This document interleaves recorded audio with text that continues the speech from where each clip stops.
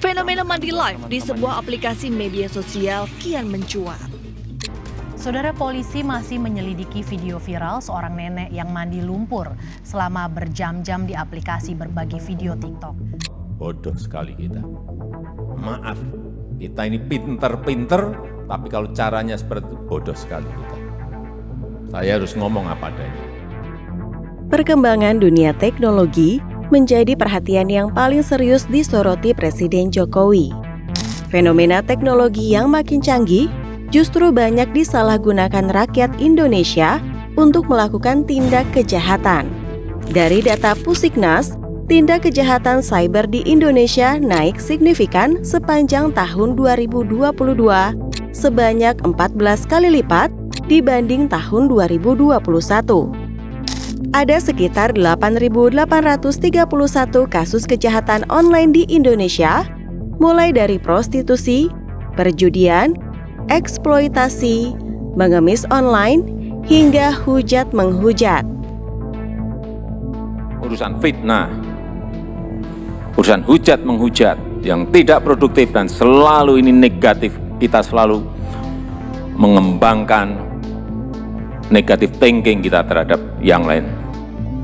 Situasi kebodohan rakyat yang merajalela di tengah perkembangan teknologi saat ini membuat Jokowi khawatir kalau Indonesia akan ditinggal jika tidak segera berbenah. Kekhawatiran itu tampak dari raut wajahnya.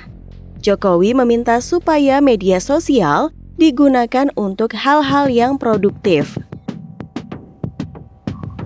Kita tidak bisa mengendalikan itu kalau kita tidak berbuat, dan mungkin langkah kecil kita akan bisa mudah-mudahan bisa menginspirasi orang-orang yang ada di sekitar kita.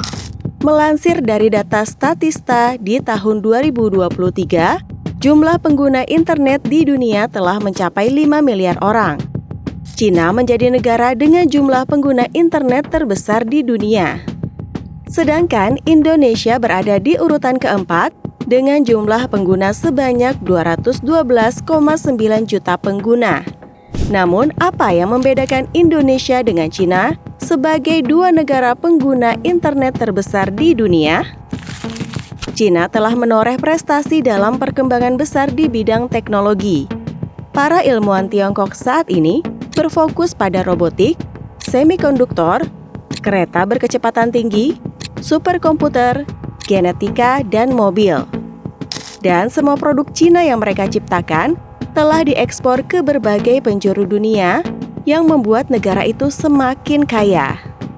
Sedangkan di Indonesia, perkembangan teknologi internet dipakai untuk hujat-menghujat.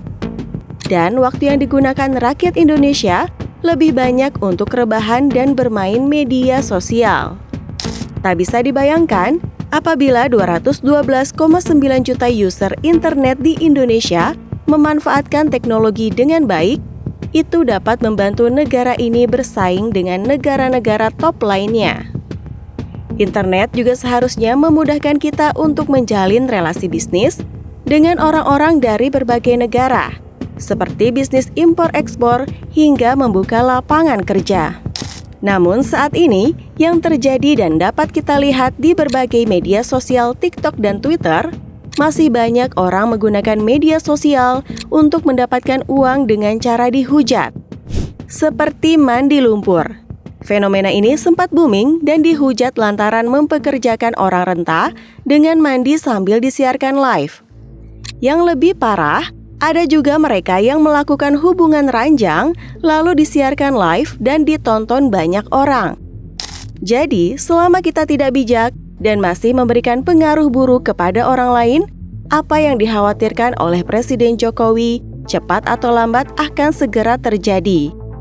Ingatlah bahwa brainwash lewat media sosial jauh lebih cepat membentuk opini yang salah, nantinya disangka benar.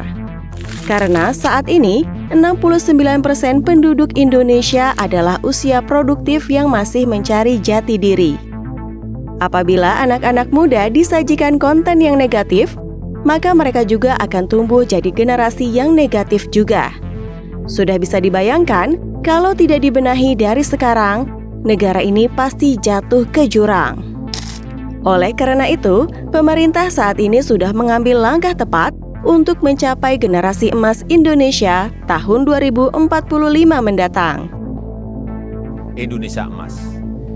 Ini adalah visi besar Indonesia.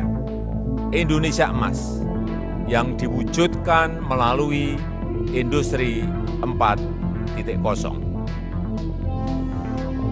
Ekonomi digital dan Industri 4.0 Indonesia tercepat di Asia Tenggara. Indonesia memiliki startup sekitar 2.193, kelima terbesar di dunia.